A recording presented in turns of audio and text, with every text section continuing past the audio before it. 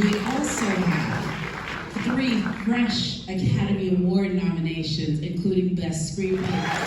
All of you are here because it is nominated for Outstanding Cast Ensemble and Best Supporting Actor and Best Actor for Sterling K. Brown and Mr. Jeffrey Wright.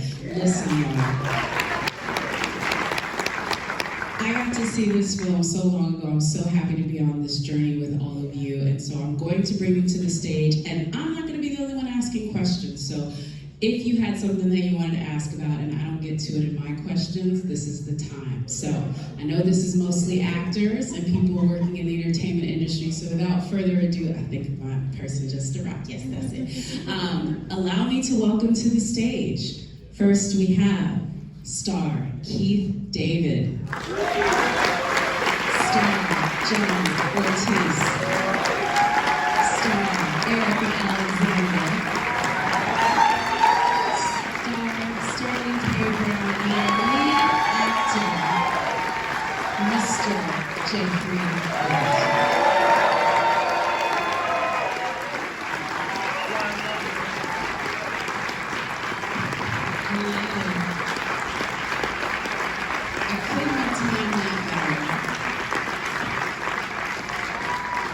First of all, I want to thank you all for sticking around, and I want to thank all of you. Congratulations. I mean, this is just, I know that we're putting on the nomination. Jeffrey, I don't know if when you woke up Tuesday morning what you were feeling, but talk about the journey that started with a phone call, maybe an email from Cora Jefferson that eventually led you now to your very first Oscar nomination. So.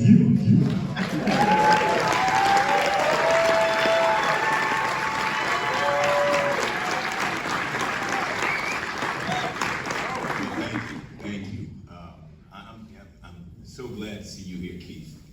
I am so glad to see you. Yes, sir. Keith has joined us, but what you do in this movie, I said it on the day, what you and O do in this movie legitimized the whole thing for me, because it provided a power and an intensity and an authenticity to that scene that really added some layers to our story. Yes, it's funny, but there's some fascinating things that happen in the midst of that scene, and it's a confrontation between a son and his father. Likewise, for Monk, he may have subconsciously or unwittingly made commentary about his own frustrations, and so there was a potency to it that you guys brought to it that just like, as I said on the day, legitimized the whole thing. So I'm so glad to see you here.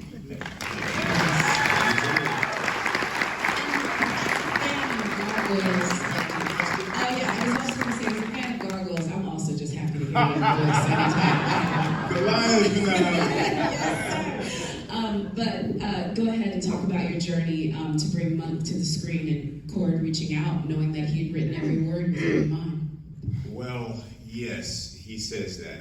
He had my voice in his head. I apologize to him for that. I know how odd that can be at times. But,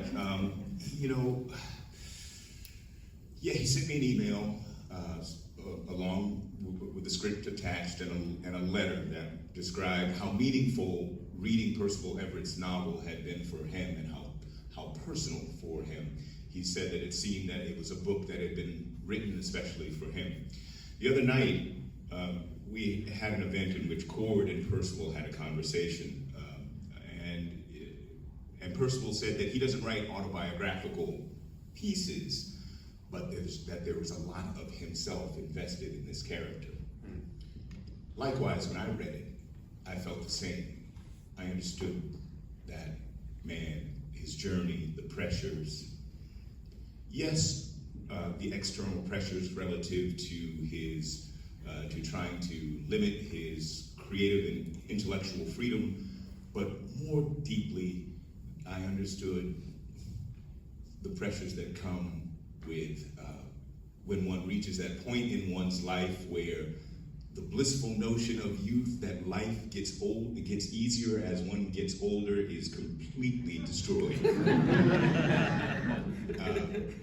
And it was that side of it that really pulled me in. The family I think is in many ways the antidote to the absurdity and the tragedy of the satire. So that's what drew me in, and it's we've been on this journey since, and it's been a very personal one for me for a number of reasons as a result of that, and it carries on. It's been somewhat self-reflective in an interesting way, more so than any other film that I've been a part of, and the process of bringing it to the audience has made it even more so. And also this process of promoting the film, getting it out there, and the process of getting it to the eyes of folks like yourselves, and who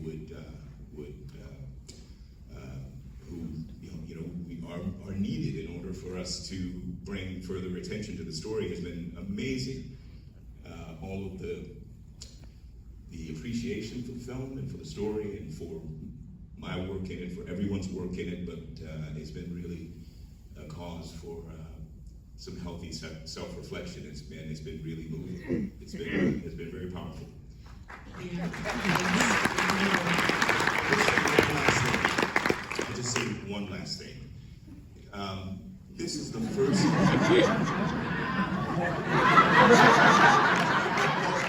I'll go on. I'll just say this because I think it's critical to why we are here. I have never had this level of support, interest, energy, and resources poured into a film that I was so central to. Never in my career. Wow. I understand that we are here, yes, because we try to do pretty good work. We always do.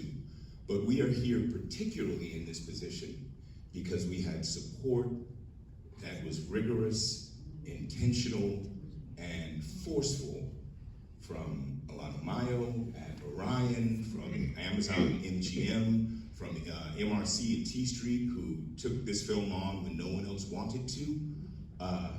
That's been the difference, that they've supported this film. And I'll tell you again, I'll say it again, I have never had this support for any work that I was so central to in my career, and I'm grateful for it.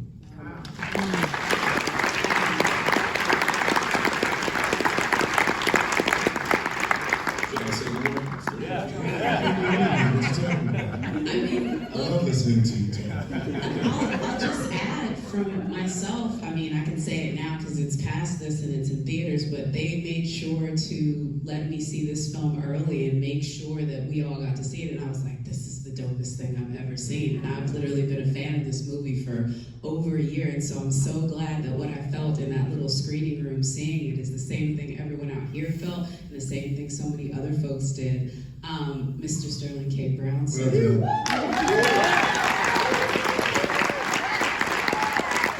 dynamic between you two, I've gone on record in saying this, I was like, it's Hollywood Shuffle meets Sideways, but the chemistry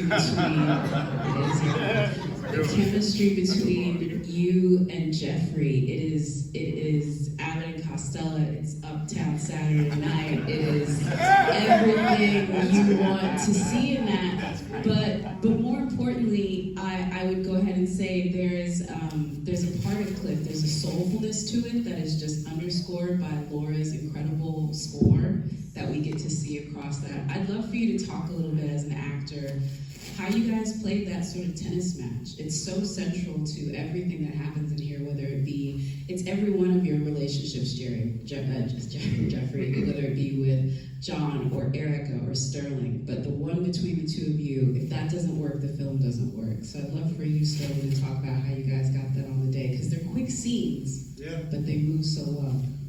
I think when you play with Djokovic, you know you got to bring your A game. Although he didn't do well in Australia. He got dismissed. But he's won 10 times, so you know what I'm saying. He's allowed to snap it for 10 times. It was a vaccine thing. Well, get the vaccine. For real. I'm trying to think, Jack, what the best way to answer that is. I think, Jeffrey is the consummate. Precisely. It's me in a nutshell. Good, everybody good? Nobody move, nobody get hurt. Okay. Consummate professional, you show up, you prepare as best as you possibly can so that you can be free in the moment.